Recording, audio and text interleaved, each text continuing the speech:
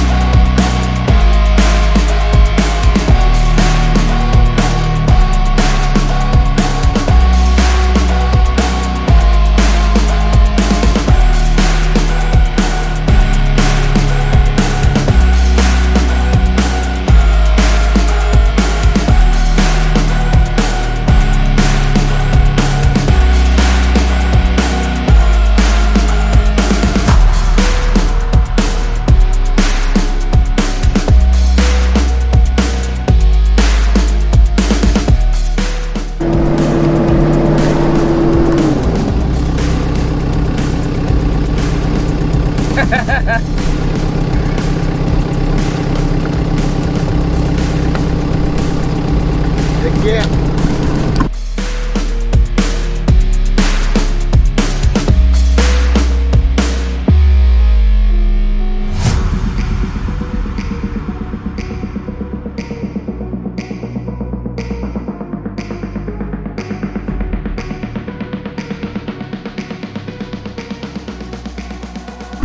Okay, buddy. Whatever it is, folks, maybe go underneath that rock.